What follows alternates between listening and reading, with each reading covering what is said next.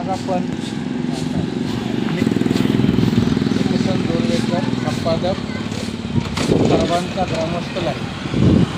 आज आपण त्या ठिकाणी उभा आहोत. तो भाग आणि ती इमारत ही चाळेगाव नगरपालिकेचं अमरधाम आहे. हे अमरधाम उभं करण्यासाठी तत्कालीन नगराध्यक्ष अनिलदादा देशमुख यांच्या कार्यकाळामध्ये मी स्वतः आंदोलन केलेलं. आज काही दिवसापूर्वी या अमरधामच्या संदर्भामध्ये स्थानिक पत्रकारांनी काही प्रश्न उपस्थित केले. प्रामुख्याने रामराव चौधरी यांनी त्यांचे प्रश्न अत्यंत योग्य आहेत. या अमरधामची जे काही बांधकाम झालं ते सर्वसाधारणतः 25-30 वर्षापूर्वी झालेलं आहे. आज शहराची लोकसंख्या वाढलेली आहे.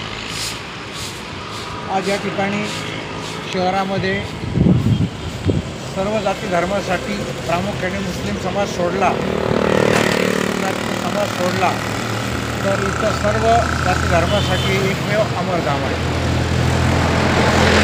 त्यामध्ये तत्कालीन नगराध्यक्षांनी चांगल्या प्रकारच्या आणि दादांनी सुविधा या ठिकाणी उपलब्ध करून दिल्या. परंतु आज हे अमरधाम शहरवासियांच्या दृष्टीनं कमी पडतं. अनेक सुविधा या ठिकाणी नाही. या ठिकाणी जेव्हा एखादी प्रेत यात्रा येते किंवा अंत्यविधीचा कार्यक्रम होतो त्यावेळेस राजकीय सामाजिक क्षेत्रातली व्यक्ती जर या ठिकाणी तिचं प्रेत जर या ठिकाणी अंत्यविधीसाठी आणलं तर मोठ्या प्रमाणावर शोकाकुल लोक या ठिकाणी येतात. समोर पेट्रोल पंप आहे, हे बी आरोला लावायचं. समोर पेट्रोल पंप आहे. पेट्रोल पंप असल्यामुळे त्या ठिकाणी दुचाकी 4 चाकी गाड्यांचं पार्किंग होतं आणि हा रस्ता पूर्ण ब्लॉक होतो. हा रस्ता प्रचंड रहदारीचा रस्ता आहे आणि जेव्हा अंत्यविधीला लोक येतात त्यावेळेस गाड्या या ठिकाणी रस्त्यावर लावल्या जातात. त्या ठिकाणी वाहतूक व्यवस्था पूर्णपणे ब्लॉक होते. अनेक अडचणी येतात. या पार्श्वभूमीवर स्मशानभूमीच्या समोरची ही जी जागा आहे, खरं तर ही जागा या ठिकाणी कुठल्या प्रकारचं लाकडं वगैरे न ठेवता या दोन्ही बाजूकडची त्या कोपऱ्यापर्यंतची ते ज्या महिला चालल्या त्या कोपऱ्यापर्यंतची जागा जर पार्किंगसाठी उपलब्ध करून दिली, 2 चाकी पार्किंग असेल, 4 चाकी पार्किंग असेल आणि या साईड पट्ट्या जर भरून घेतल्या तर या ठिकाणी चांगल्या प्रकारे पार्किंगची व्यवस्था होऊ शकते आणि चांगल्या प्रकारची पार्किंगची व्यवस्था झाल्यानंतर या ठिकाणी रस्ता ब्लॉक होण्याची कोणत्याही त्या ठिकाणी प्रकार होणार नाही. आज या ठिकाणी काही तक्रारी देखील आल्या. या ठिकाणी ज्याच्याकडं स्मशानभूमीची व्यवस्था देण्यात आलेली आहे ती व्यक्ती अंत्यसंस्कारासाठी लोकांकडून पैसे घेतले. या ठिकाणी मृत्यूची नोंद करण्यासाठी देखील पैसे घेतले जातात अशीही तक्रार आहे. त्या तक्रारीच्या अनुषंगाने आपण काही प्रश्न या ठिकाणी त्या टोळींनाच विचारणार आहोत. टोळी इकडे या, त्यांना विचारणार आहोत. बोई हां, या ठिकाणी आज आपण या स्मशानभूमीत आलेलो आहोत. सगळ्या सुविधांची आपण माहिती घेत आहोत. आपण इथं काय म्हणून काम करता? लाकूड विक्री. लाकूड. या व्यवस्थापन तुमच्याकडे दिलेलं आहे का नगरपालिकेनं? अधिकृत पत्र दिलेलं आहे का तुम्हाला काही? बरं, मग इथं तुम्ही ही जे काही लाकडं म्हणजे फुलं आपण आणता ही तुम्हाला नगरपालिका घेऊन देते का स्वतंत्राने घेता? तुम्ही ते कशा प्रकारे उपलब्ध करता? म्हणजे कशा प्रकारे कुठून आणता हे लाकडं वगैरे? मी खरेदी करतो. खरेदी करता. तर ते खरेदी करत असताना जिथून तुम्ही घेऊन येतात, शेतकरी असेल कुठून, तर त्यासाठी वन विभागाची काही परवानगी तुम्ही घेता का? बरं, मग या ठिकाणी तुम्ही स्वतः तुमच्या खर्चाने या ठिकाणी लाकडं उपलब्ध करून देता म्हणून तुम्ही पैसे घेता. बरं, इथं मृत्यू जेव्हा नोंद होती त्याच्या संदर्भातले काही पैसे घेतले जातात अशा तक्रारी आहेत. परंतु अशा तक्रारी या ठिकाणी जेव्हा मृत्यूची नोंद केली जाते तेव्हा 100-200 रुपये त्या ठिकाणी घेतले जातात. तर ही गोष्ट खरी आहे का? ही जर मंजूर करता. हां, परंतु इथं नोंद करता तुम्ही विनामूल्य करता, पैसे घेत नाही. परंतु अशा तक्रारी आलेल्या आहेत. तुमचं म्हणणं आहे की आम्ही पैसे घेत नाही, मृत्यूची नोंद करतो. तुम्ही या ठिकाणी अधिकृत नगरपालिकेचे माणसं आहात का? तुम्हाला नगरपालिकेने या ठिकाणी ठेका दिलेला आहे, काही करारनामा केलेला आहे का नगरपालिकेने? काही नाही. आता ही जी जागा आहे एवढीची, ही जी नगरपालिकेची आहे ना सगळी नगरपालिका ही आता कोण तुम्ही राहता का? ती बिल्डिंग कोणाची आहे? नगरपालिकेची. त्या बिल्डिंगमध्ये तुम्ही राहता. बरं, आता तुम्हाला हे सगळं करत असताना सर्वसाधारणतः काय फायदा होतो? माझं पोट पोट भरतं फक्त.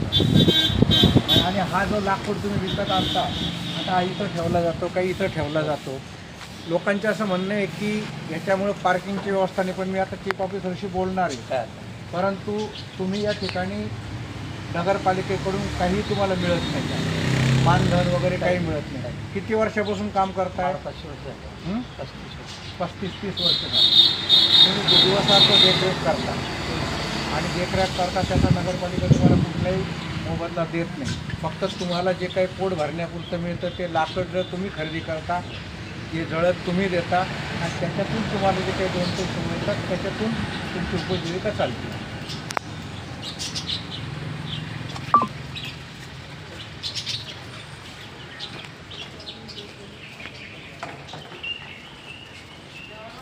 या ठिकाणी जी बैठक व्यवस्था आहे, खरं म्हणजे अनेक नगरपालिकेच्या अमरधाम मी पाहिल्या. रामपूरची पाहिली, पाचोऱ्याची पाहिली. पाचोऱ्याच्या ठिकाणी असेल, श्रामपूर असेल, शिरपूर असेल, या ठिकाणी खऱ्या अर्थाने फुलं ज्याला म्हणतो आपण जळण, प्रेत जाळण्यासाठी ते विनामूल्य दिलं जातं. आता हे स्वतःच्या पैशाने जेव्हा लाकडं किंवा झाडं खरेदी करतात तेव्हा त्यांनी ते विनामूल्य का द्यावं? कारण ते स्वतःच्या पैशाने नगरपालिकेचं काही तुम्हाला उपलब्ध करून देत नाही. म्हणून अशी एक मागणी आहे की इथं जे काही अशोक कोळी म्हणून गेल्या 35-40 वर्षापासून काम करतात, खरं तर नगरपालिकेने त्यांना मानधन दिलं पाहिजे. त्यांना मानधन दिलं पाहिजे. 40 वर्षापासून ते विनामूल्य सेवा देतात. एवढ्या दिवस एवढे वर्ष सेवा देणाऱ्या माणसाला नगरपालिकेने दर महिन्याला काहीतरी मानधन दिलं पाहिजे. सर्वसाधारणतः 10,000 रुपये महिन्याला त्या ठिकाणी मानधन दिलं पाहिजे, पण ते दिलं जात नाही. तरी देखील ते सगळी व्यवस्था ठेवतात. जेव्हा प्रेत येतं, झाडझूड असेल, हे असेल, या सगळ्या व्यवस्था ते ठेवतात. काम करता मग हे सगळे कामं जे असतील, पाणी असेल, हे असेल, ती सर्व व्यवस्था, स्वच्छता असेल, ते करतात. या ठिकाणी शहराचा वाढता विस्तार लक्षात घेता हे जे 3 शेड आहे आणि प्रामुख्याने प्रत्येक शेडमध्ये 8 हा ना शेड म्हणतो आपण त्याला, परंतु या ठिकाणी 4 ठिकाणी प्रेत जाळण्याची व्यवस्था करण्यात आलेली आहे. ते चालू किती चालू हा ना 4 एका याच्यात 4 एका याच्यात 4 आणि एका याच्यात 4. ही व्यवस्था पुरेशी आहे, त्याची काही अडचण नाही. काही जाळ्या तुटलेल्या आहेत, त्याही रिपेअर झाल्या, रिपेअर करता.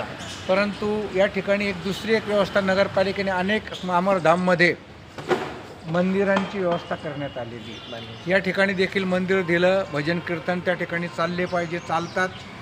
तर त्या दृष्टीनं सगळ्या काही सुविधा कमी आहेत त्या नगरपालिकेत द्यावं आणि प्रामुख्याने पार्किंगची व्यवस्था या ठिकाणी झाली पाहिजे असं या ठिकाणी जनमत आहे. त्या जनमताची दखल चाळीसगाव नगरपालिकेने या ठिकाणी घ्यावी. आणि या शहरामध्ये अनेक दानशूर लोक आहे. खरं म्हणजे नगरपालिका कोट्यावधी रुपये या ठिकाणी खर्च करते, तर नगरपालिकेनेच या ठिकाणी जे काही फुलं आपण म्हणतो प्रेत जाळण्यासाठी ते मोफत उपलब्ध करून दिलं पाहिजे. आणि या ठिकाणी जे काही अशोक भुई आहे 35 वर्षापूर्वी सेवा देतात, त्यांना या सिक्युरिटी गार्ड म्हणून किंवा व्यवस्थापक म्हणून या ठिकाणी अधिकृत नियुक्ती देऊन त्यांना दर महिन्याला या ठिकाणी मानधन द्यावं आणि ते देणं अत्यंत योग्य असल्याचं मला वाटतं.